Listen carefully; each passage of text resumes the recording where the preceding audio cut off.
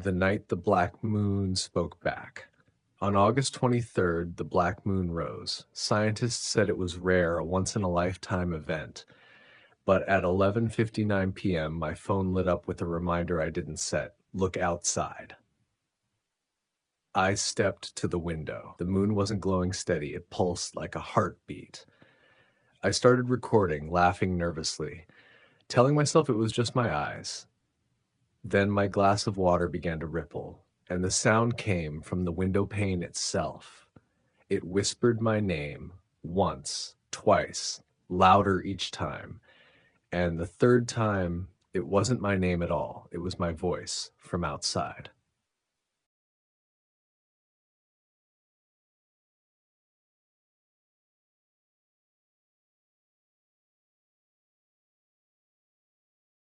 The fireball that didn't burn out. Millions across Japan looked up as a fireball tore across the night sky.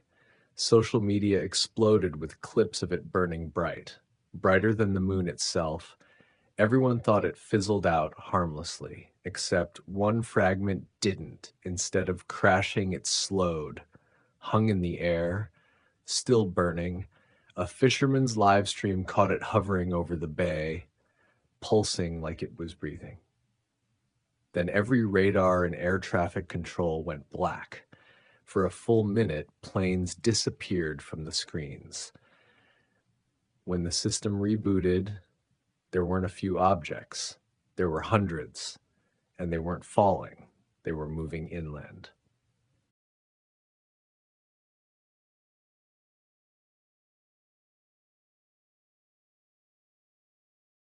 Toroko's last swim. Toroko the whale shark was more than an animal, he was a symbol. Millions mourned when the aquarium announced he'd died. But the night crew whispered something else. Just before dawn, the tank churned like a storm.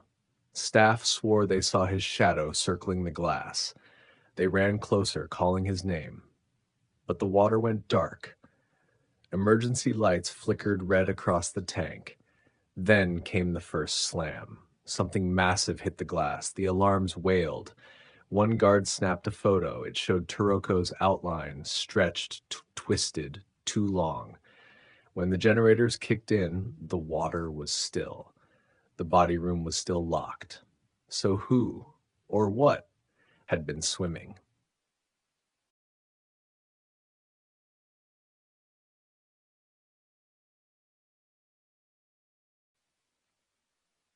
Ep 4, the drowned ones came with the monsoon. Every monsoon brings chaos, rising water, broken homes, lives lost. But this year something else came.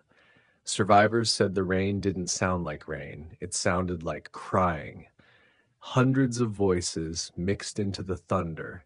As the flood rose, people saw pale faces under the water, eyes wide open, hands pressed against the glass of submerged cars.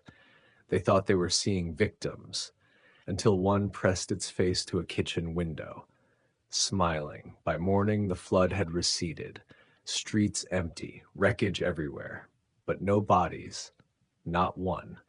Locals say the water didn't wash people away, it took them.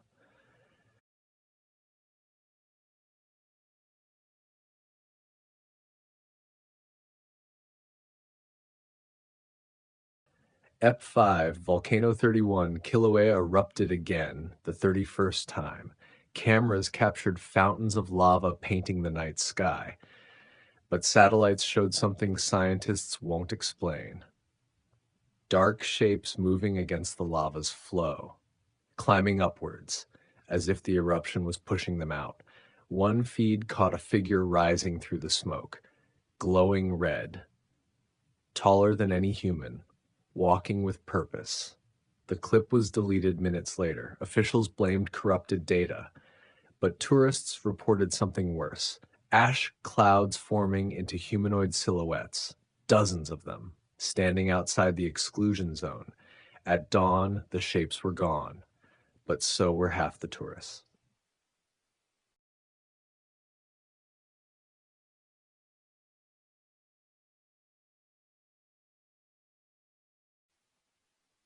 Ep 6. The gigantic light over Japan. At first, people thought it was a meteor, a gigantic glowing orb hovering above Japan.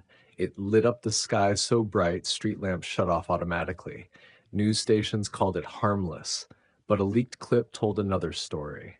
The orb cracked like a lantern, splitting open. Inside, something writhed, too large to be contained. The cameraman whispered, "It's alive." The final frame showed the light wasn't just above. It was below him too, shining back, perfectly mirrored, as if the ground itself had opened, and whatever was inside wasn't staying in the sky.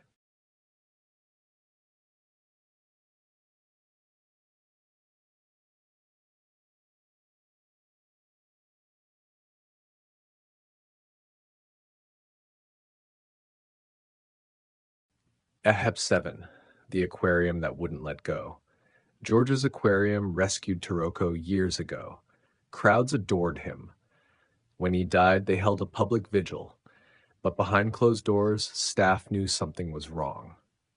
That night, a guard saw water dripping in the hall. He followed the trail expecting a leak, but it wasn't leaking down, it was seeping upward, pooling toward the tank. When he reached the glass, he froze.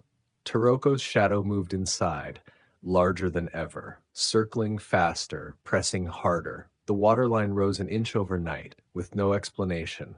Staff drained some the next morning, but by midnight, the tank had refilled itself. These are now sentence by sentence cut lines you can import directly into Final Cut Pro as titles. Each is clean, timed for 3 to